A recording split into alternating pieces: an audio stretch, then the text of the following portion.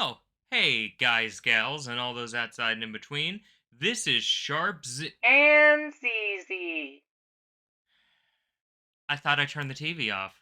Oh, you're not escaping me that easily, Sharp. We need you to talk No, about. no, no. You cannot make me cover that game. Oh, you're gonna talk about it, alright?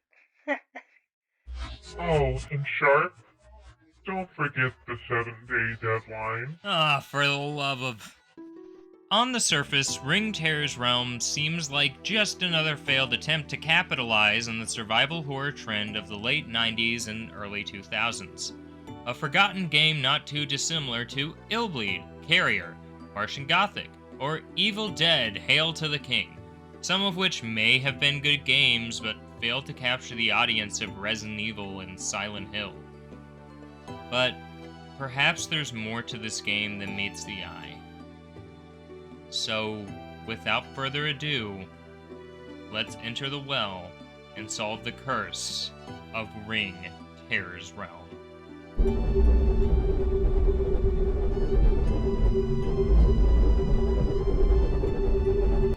I will literally do anything Yeah. So what, Sharp? to not have So to what? play this game. Anything. And I want an apology for all the stuff you have made me go through, but I doubt that's ever in the. Oddly enough, there's not a lot of context I could find on this game.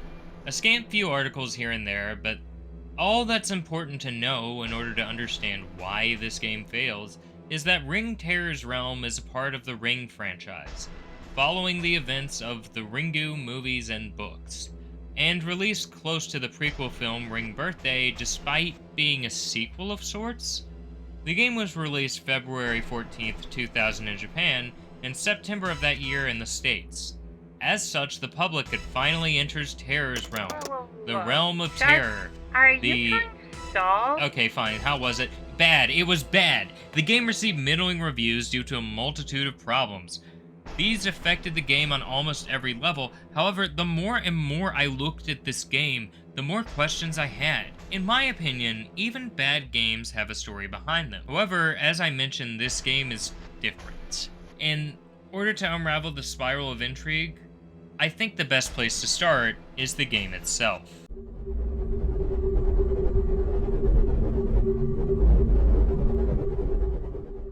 So, the Ring Terror's Realm takes place at the CDC in the land of guns, eagles, and Krispy Kreme. Which is odd because Ringu has only taken place inside the country of Japan up until this point.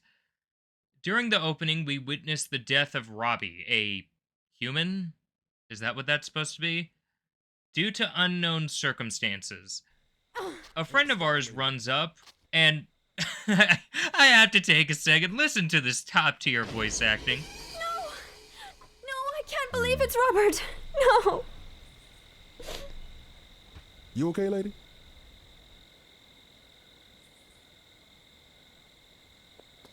Meg, what's going on over there? Like, hey man, what's happening here? Now hold on a moment, sir. I know the two of them. They're friends. What happened? I don't believe this. I see. Oh, Forever. Alright, after help from this guy, our playable character Meg is taken to work at the CDC. We open a program called Ring on our laptop and are transported to... What the heck is this? These designs are very... of their time. Kind of Ghost in the Hell. The Ocatrix, anyone? Seriously, this looks so stupid, and I kind of love it, but let's get back to the actual thing we're here for, the game, which they finally teach us how to play. Everything from using the flashlight to the concept of eyes is explained, and here's my first nitpick, you can't use the analog stick to move, unless your Meg's iris is in first person. While the character is locked to cardinal directions, the option would have been nice. Maybe something that's kind of a hybrid between the two, however, for reasons that we'll get into at some other point, I think I understand why this decision was made. Okay, anyway, with that done, we walk upstairs and that's a Sasquatch. It looks like a Sasquatch. Hello, Discovery Channel? This is our first taste of combat, and oh no. The game has an auto lock-on, which works fine. However, this combat system feels like I'm fighting the camera and the controls more than whatever this thing is. Now, those of you who know this game are probably yelling at me.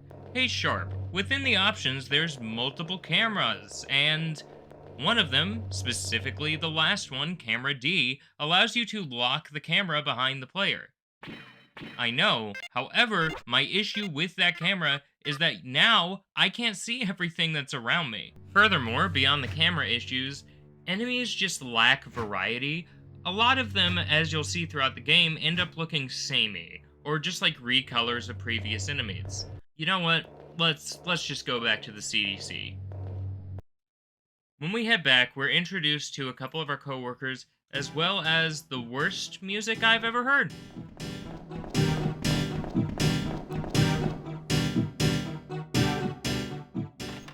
Wait. Is this what hell is like? Well, no. Except for the DMV. Wait, hell has a DMV? Well, yeah, we're civilized down here. Alright, let's talk about the NPCs. You've probably noticed this with Meg sometimes devolving into looking like a squash, but if you look at the rest of the models here, it's not too different. Especially if you look at what in the world is going on with their hair. There is, however, one exception. Even though none of these characters leave an impact, we stan security himbo Lucano in this household. There's a bathroom, wash your face off. Oh. Yeah, they're looking for a virus. Okay, I'm assuming that's a, oh, don't go downstairs.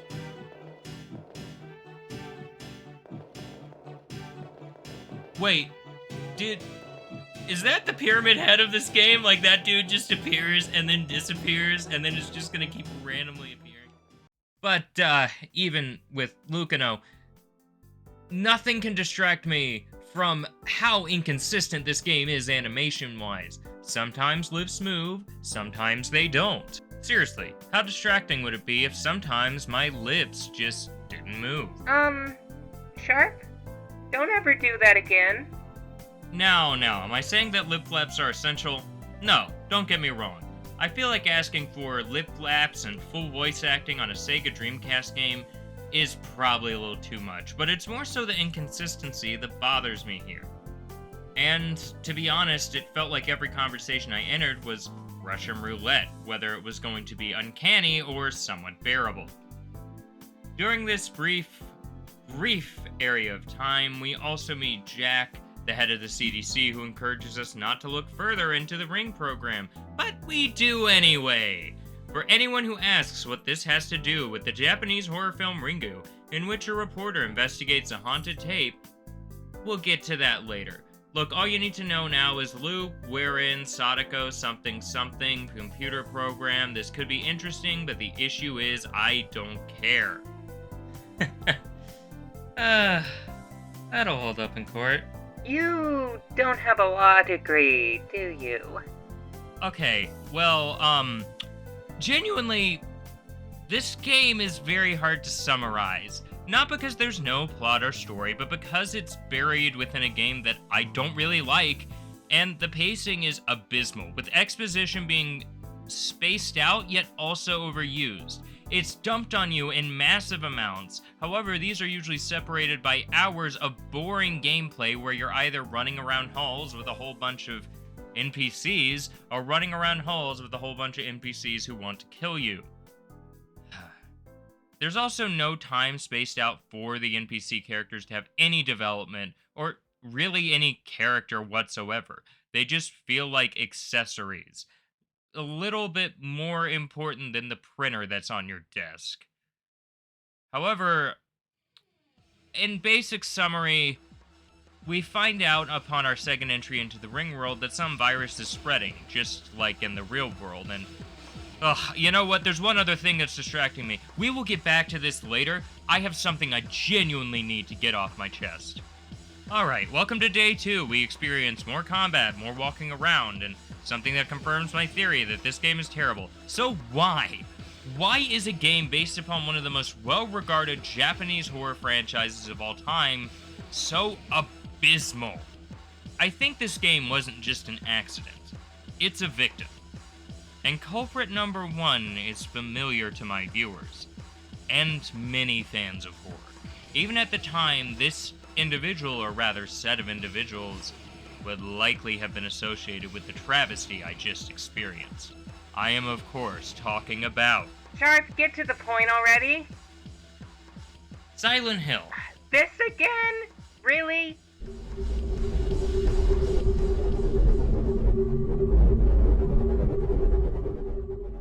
Ring Terror's realm bears striking similarities to 2 titles, Resident Evil and Silent Hill. First, let's talk about Resident Evil. The inventory management and gameplay are very similar to, well, Resident Evil. Just to be clear, there is nothing wrong with taking inspiration from other titles. For example, I covered both Spooky's Jumpscare Mansion and Signalis before on this channel, and praised both titles for their borrowed ideas. So why am I not praising this game? You see, stealing game mechanics is a lot like stealing forks. You don't know how to use these things, what's the point? Sharp, do those have my initials? No, they don't. See, all the design decisions I mentioned earlier work within the context of their respective games. Let's take the inventory system from Resident Evil. Since Resident Evil takes place in a Metroidvania-like map, where you will often loop back around 2 locations, the implementation of a limited inventory and 1 shared item box to organize items makes sense. The horror comes from the mix of limited items and the decisions the players are forced to make. Like whether or not to grab a shotgun, stash healing items, or in the case of ink ribbons, whether or not to save the game. Furthermore, while items are limited, enemies are definitely not. Be they dogs, bosses, or Australian, the variety of enemies means the player needs to save bullets, as if you don't, you will not have enough bullets to defeat the bosses, and if you don't have that, that's your problem. Resident Evil forces the player into stressful situations, and the inventory is key to that. Terror's Realm just ports the system over without much care for how it will work. See, while this game does take place on 1 map, the map usually does not loop you back around. The player usually engages with a couple areas in every mission before teleporting back to the CDC. This means that running across the map for 5 bullets isn't worth it since combat is dull and unnecessary. Let's compare Ring Terror's Realm to Signalis really quickly. I know Signalis did not exist at the time, but just as a case study here. While Signalis is more linear than Resident Evil, with the game taking place over multiple descending locations rather than 1 mansion or police station, Signalis accounts for this by making item boxes universal. As such, puzzle items, weapons, and other resources can be carried from location to location, rewarding players for exploration. Signalis limits the player to 6 items to account for this. That way, every item box and save point feels important. Just like in Resident Evil, finding a safe room made my heart skip a beat. Seriously. The items I kept were often in my inventory in this game just because they were there. I didn't feel like I was making decisions. See, if enemies are this easy to stun and outrun, or just stun, lock, and kill, why would I use any weapon other than my handgun in most situations? And since resources are easy to go through, why would I save them? And most importantly, why would I carry extra weapons in lieu of batteries or a couple healing items? Further compounding this is the rarity of key items within this game. See, Resident Evil has multiple items that are useless in combat, like keys, gems, emblem, music, bottles. All these take up valuable inventory space, however they are also essential for progressing the game. This is key, pun intended, to making Resident Evil's inventory work. As I mentioned earlier, the limited inventory should force players to juggle items and make decisions. Furthermore, puzzles reward players for paying attention to the map since knowing which door uses which key or which item could be useful where makes it easier to progress and allows the player to keep inventory space open. Ring Terror's Realm lacks puzzles and seemingly only has a couple key cards. So, all I'm carrying is disposable health and combat items 98% of the time.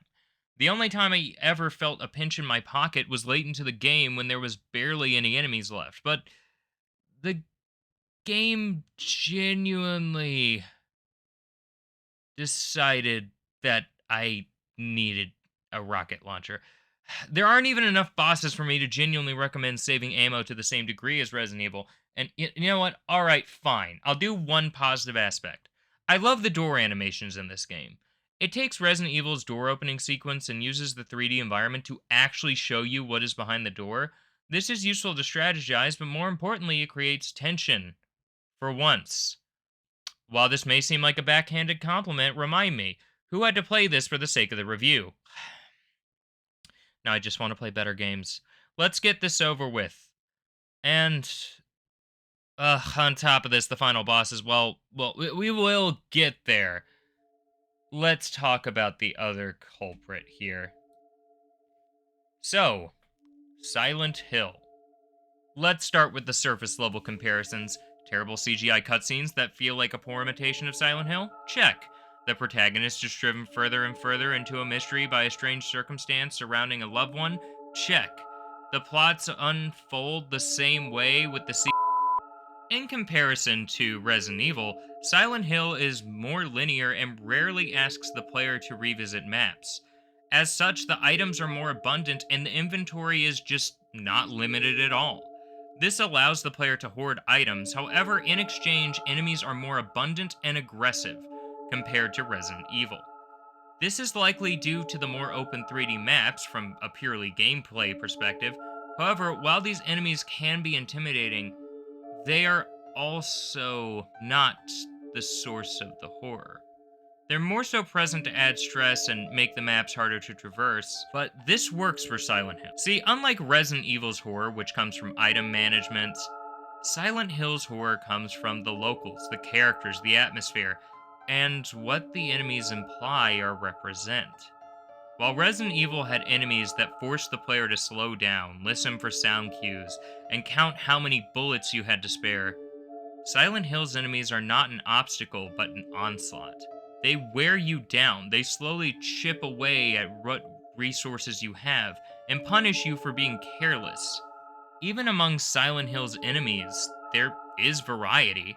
Most enclosed spaces, for example, focus on slower enemies, which take more and more resources to eliminate, while open spaces have enemies that focus on movement. Ring Terror's Realm lacks said enemy variety and the level of variety of Silent Hill as a whole. Mainly, the CDC is just one place. Silent Hill has a ton of locations. This leaves Terror's Realm's maps feeling like a desecrated shadow of Silent Hill. Almost as if the very heart and soul of Silent Hill was scooped out and just filled with nothing. And nothing shows this better than Terror's Realm itself. Let's talk about the other world. On the surface, the other world from Silent Hill is just an excuse to reuse maps and extend playtime. But due to the fact that Silent Hill's other world changes the tone, music, puzzles, and sometimes allows the player to access brand new locations, it makes the maps feel genuinely new. It feels like the world itself is having a breakdown before your eyes, and makes these areas terrifying in a brand new way, while also providing glimpses into the psyche of various individuals. While this could have been just a filter or a cheap way to use assets, or, well, just a lazy way to make areas dark, it instead became an iconic part of the series, and, like the fog, has appeared in most entries since the first one. Ring Terror's Realm uses the same map, and that's all I really need to say. There are a few differences, and the starting placement is different in both maps, but the honest truth is that Ring Terror's Realm only has one moderately sized map, which feels like it has the content of just one area from Silent Hill, and that's if I'm being generous. Said map macks the amount of variety of Midwich Elementary, for example. In that place alone, I can remember multiple locker rooms, the music room, the boiler room, the spooky courtyard, and the boss fight against a giant lizard. In Terra's Realm, almost every room feels lifeless and similar in a, well, not fun way. While in the real world the CDC looks interesting, there's a key reason why this doesn't really carry over. See, Ring Terra's Realm has an advanced lighting system, similar to Silent Hill. However, it rarely aids in the atmosphere. Most rooms are dark in Terra's Realm. The key issue is the lack of lighting variety. See, while Silent Hill has areas like basements, sewers, or alleys which are darker and do require the player to use a flashlight, for the most part, it uses darkness fairly sparingly, instead trying to focus on sound or fog or any other means to convey fear to the player. Compare this to Terra's Realm. The moment you enter Terra's Realm, it's dark. Everything's dark. You won't be able to see. However, your flashlight also has a battery, so you might want to turn it off. But I didn't because I wanted to see. And it makes enemies see you more easily. This is just stupid. I understand the point behind this. Silent Hill had something similar. You could turn the light off to sneak around enemies. However, the light was not a limited resource either.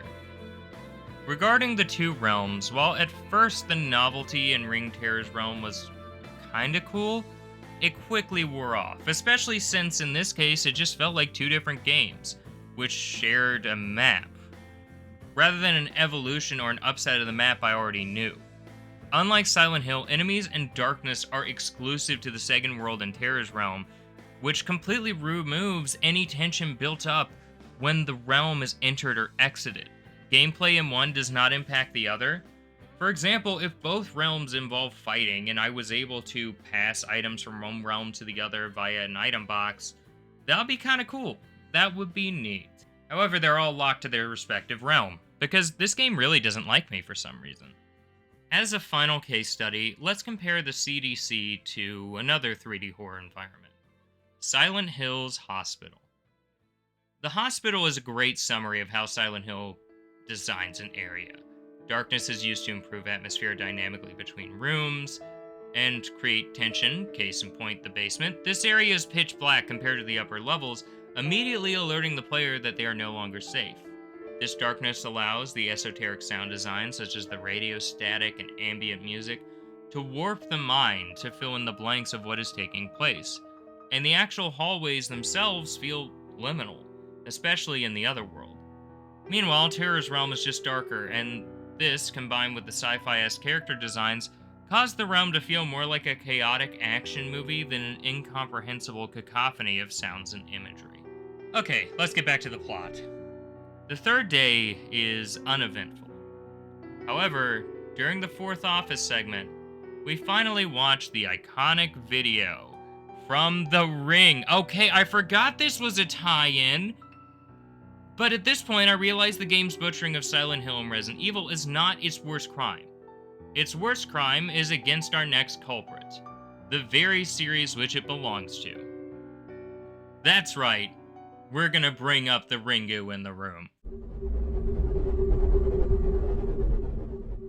As alluded to earlier, the Ringu franchise is massive. However, for this review, I want to focus on why the original Ringu film and books, aka the media that would be available at the time, are effective horror, while this game flops hard. In particular, we are going to analyze the original Ringu film and the books, so if you don't want those spoiled, skip to the timestamp listed right here. Starting with the film Ringu, well, it's my favorite Japanese horror film of all time. The generational commentary, alongside the amazing sound design, selective camera angles, and the way it uses the medium of film to convey horror in a fairly subtle manner, all create an experience which I feel is unmatched. And I would argue I'm not alone in my assessment. To quote a close friend of mine, whom I forced to watch the movie Ringu with me, the use of atmosphere, sound, and visuals made this an experience like no other. There were a few moments while I was watching Ringu when I was so scared and uncomfortable. When I wasn't getting scared, I was impressed by the technical side of this film. I love the camera work and editing, as well as the way Japanese culture came into this very engaging narrative. The haunting ending sent chills down my spine. While the film uses the medium of film very well, I would argue the book does the exact same thing. A lot of the book feels, for lack of a better word, eerie. It lingers in these uncomfortable settings and descriptions. For example, a couple of the death scenes go through every single thought of the subject and just keep going. Just like the curse of Sadako itself, the text is inescapable, a labyrinth of thought without a comfortable end. After all, there always must be a sacrifice. In both of these, however, the key part of the horror is Sadako, who, despite rarely appearing in person... Wait. Is that the proper term for ghosts? I think they prefer in spirit. Is the threat from start to finish. Even if that threat does not always have a name or a face, she is the perfect horror icon for show don't tell. After all, the idea of a curse or a ghost is terrifying on its own, no need to make it apparent. Sadako will be the end. It's not a matter of if, but when. Even so, there is, as I would like to say, a Ringu rulebook. Rule 1. Establish Sadako as a threat from the beginning, but do not, I repeat, do not actually show her. In the film and book, this is accomplished via an early victim, and the game actually does the same thing, so really no notes here. Granted, the performances don't sell it, but no notes. Rule 2. The main horror of the curse is not the threat of Sadako, but the time limit. See, at its heart, Ringu is an investigation movie. The film hinders the journey to find Sadako with everything from weather, geography, the human need to sleep, and responsibilities. I'm told that most people call them children. Terror's Realm is kind of tries to make the CDC segments feel like unraveling a mystery. However, sneaking around one office does not create the same amount of urgency as a cross-country trip. Furthermore, there is little to no external conflict in the investigation. This game just kind of has people tell Meg, hey, stop meddling in our affairs, and she still does it, with like no consequence. At the very least, it could have worked if we had a moment where you realized, oh, these people aren't just playing around, they really want to hide this secret.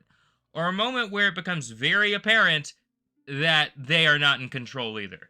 But we really did not get a moment of this, and even when the game begins to unravel a little bit later, it still doesn't feel conclusive. It just kind of feels like these characters are there because they had the character designs lying around, so might as well use them. But the third Ringu rule is the one that's the most important, and the one Terror's Realm fails. Sadako must feel present. See, despite Sadako being alluded to early on, she doesn't feel like a pertinent threat. Whether it be due to the fact that the presence of other enemies pushes her to the back of my mind, since I'm more worried about whether or not I'll have bullets to deal with this Sasquatch than I am about the curse, which will kill me eventually. Furthermore, the two ways the film made Sadako a present threat are squandered. The creative camera work of the original film is gone. In Ringu, the camera often sits within doorways or vacant halls. As a consequence, the shots often feel voyeuristic. Terror's Realm has 4 camera options, but none of them create the same atmosphere. Sometimes the camera shifts for the sake of a jump scare, however, unlike Ringu, this shift just releases tension, it doesn't really create any. Also of note is the sound design. Ringu often places audio stingers as suspenseful build-ups into scenes that would otherwise feel kind of mundane.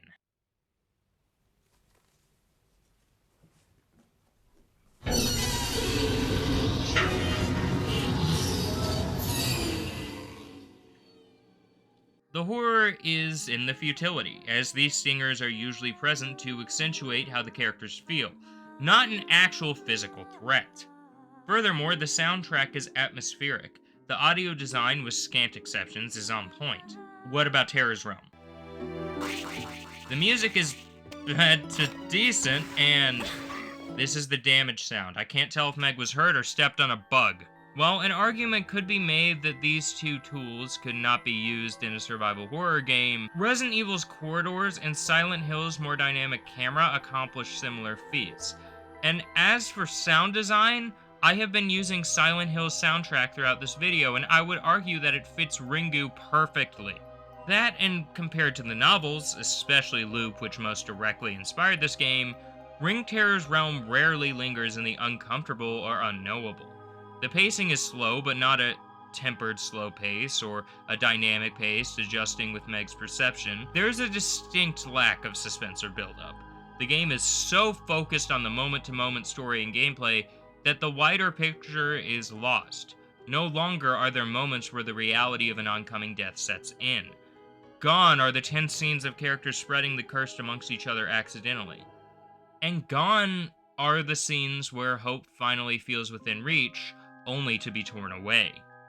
Something is clearly lost in Terror's Realm, but why?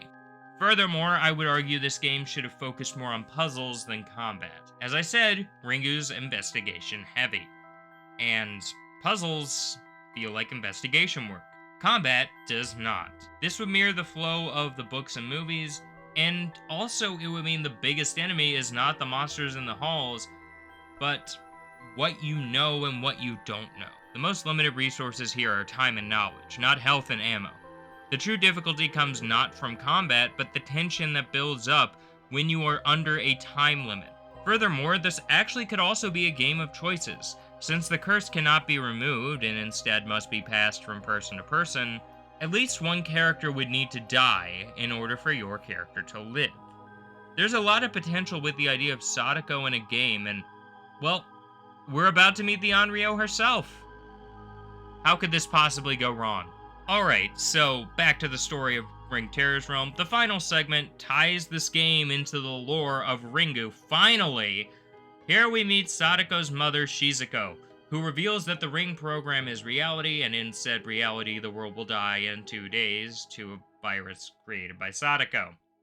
As such, we need to enter the Loop program and take out Sadako, so we re-enter the office. See, our boss has turned into a monster in a cutscene that I can only describe as cinema. Chief?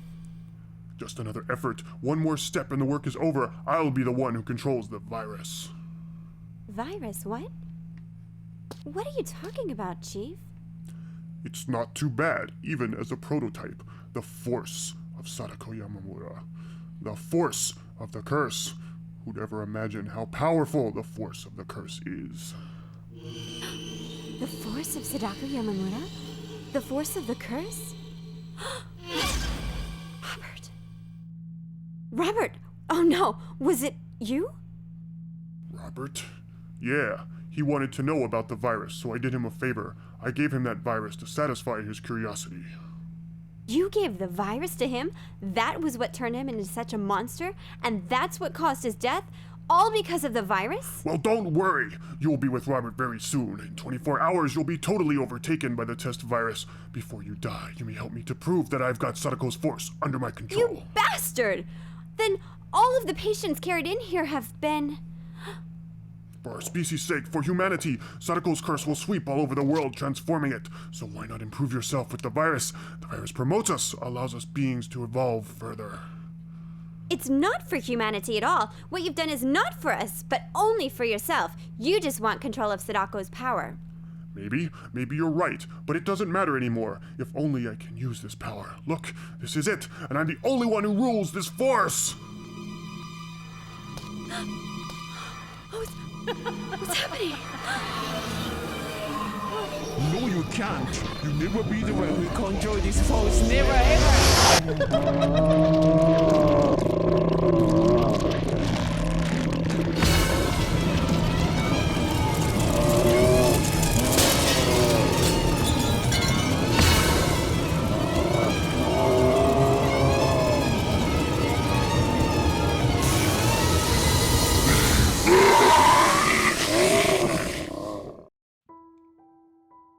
then we claw our way to Sadako.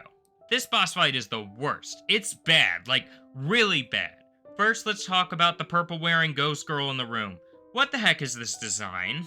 The original Sadako design is simple, but it is effective. The mass of hair covers any facial features and stands in stark contrast to the glowing white of the arms and dress. The bloody fingers without nails and inhuman motions place the Onryo in an uncanny valley where she is human, but to what degree is unclear. Here we have a disinterested girl in a kimono. This design is just not scary. Her entrance makes her feel like a Batman villain. The boss fight itself is tedious rather than kinetic. And finally, the boss fight does not allow the player to use any weapons aside from a katana and a pistol, which, okay, what's the point of all the weapons that they gave me if I can rarely use them? They give you everything from a rocket launcher to an automatic rifle within the ring realm, but you go back and now you only have a katana and a handgun with limited ammo. This game could have had a moment of hopelessness from all your weapons failing to hurt Sadako, or a moment of pure satisfaction as you blast her with the power of a rocket launcher, but I can't have either. Sadako hits with her hair, teleports, speed walks, and turns into crows, which are impossible to hit, and also makes no sense because unless I'm missing something, Sadako can't turn into crows in any other Ring adaptations. She is not intimidating, and this fight just ends up feeling ridiculous and tedious. Now, in defense of the developers, Sadako is not exactly a character who can be killed via traditional means. However, I think a boss fight with a timer would at least make sense. Make Sadako a boss to survive rather than a threat to eliminate. Maybe have the player focus on another objective rather than head-on combat with a character capable of staring you into a heart attack. But hey, if we want to go with the combat route, here's another idea. Set it in the well or Sadako's house rather than the top of a skyscraper. Give Sadako a moveset and environment where it's clear that she is in control and you have no choice but to fight. But finally, we hit her one last time, and the ending cutscene plays.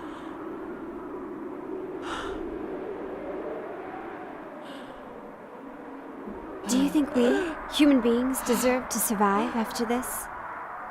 To me, to us, the answer is no. That's the vaccine. Save the world, save humanity. They don't care about anything other than themselves. Don't you see? I care. Sounds like the truth. I'm going, but the next will come, one after another.